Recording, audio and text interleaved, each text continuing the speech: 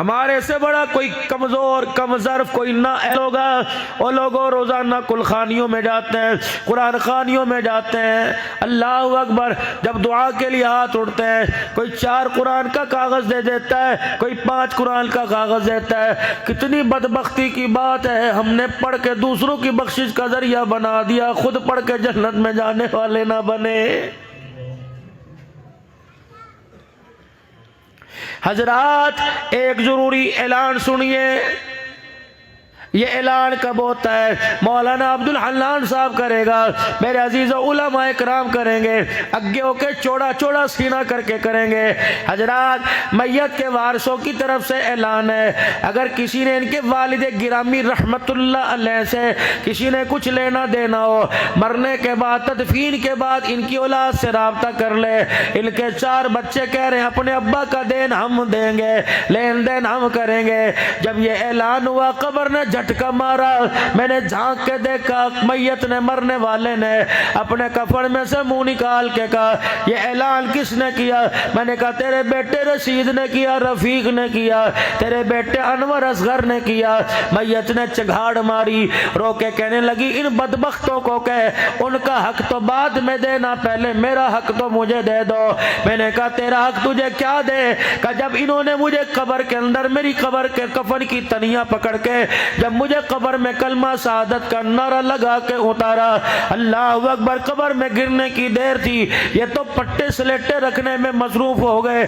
رب کعبہ کی قسم، وہ 2 لمبے قد والے سرخ چہرے والے میرے سامنے آ کے کھڑے ہو گئے۔ انہوں نے یوں کر کے مجھے آنکھ کی گھوری دکھائی، رب اکبر کی قسم میں ان کے دیکھنے سے میری کفن کی تنیاں پھٹ گئی۔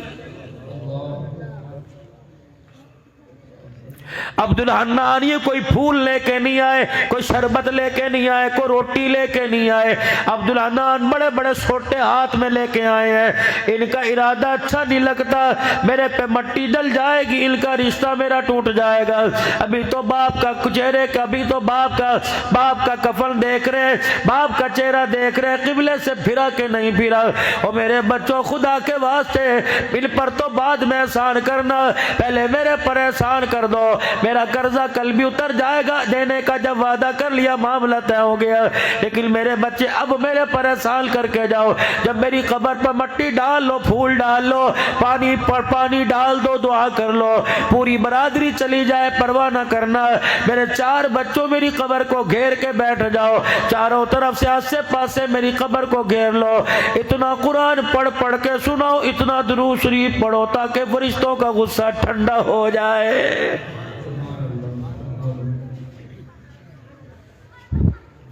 فرمایا میت چگھاڑ مارتی ہے، انسان جن کے علاوہ سب کو سنایا جاتا ہے، چیخ مار کے کہتی ہے تمہیں خدا کا واسطہ جس کو مانتے ہو مانو، مجھے قبر میں تنہا چھوڑ کے نہ جاؤ، مجھے ڈالنے کی دیر تھی، 7 بچھو آ لیے منہ کھول کے کھڑے ہیں، اور میرے بچوں ان کے منہ میں قرآن کی آیتیں دے دو ورنہ تمہارے باپ کا کچھ نہیں بچے گا۔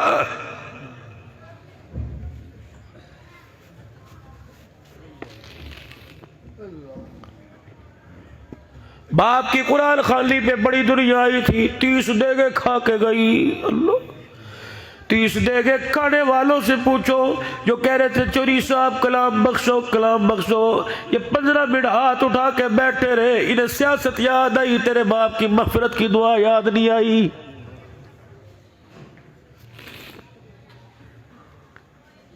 سامنے آ کے کہتے ہیں چودھری صاحب ذرا ویکھیا جے، چودھری صاحب ذرا ویکھیا جے، چودھری صاحب اللہ دا حکم وہ کہتا میں نے ہے، کیا ضرورت تھی تم مرحوم کے سالے ثواب کے لیے آیا، تو چودھری کو شکل دکھانے تو نہیں آیا، جب تو نے کہا ادھر ویکھیا جے، جزا سزا والا حساب والا ثواب والا معاملہ تو ختم ہو گیا، منہ ملحظہ ہی رہ گیا ہے۔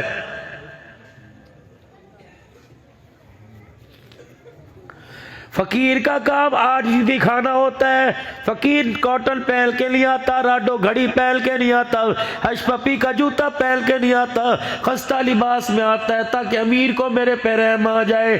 یہ قرآن خوانی ہو رہی ہے کہ تماشا ہو رہا ہے، گول تکیے لگے ہوئے ہیں، اخبار پڑھ رہے ہیں، منرل واٹر کی بوتلیں پڑی ہوئی ہیں، اللہ اکبر، دنیا آ رہی جا رہی ہے، گاڑیوں کی زوم زوم کی آوازیں آ رہی ہیں، لاکھوں روپے کے موبائل رکھ رہے ہیں، اللہ اکبر، خطیب کی خطاب قیامت پر بار بار گھڑیاں دیکھ رہے ہیں۔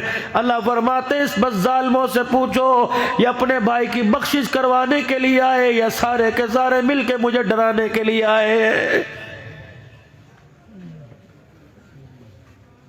اللہ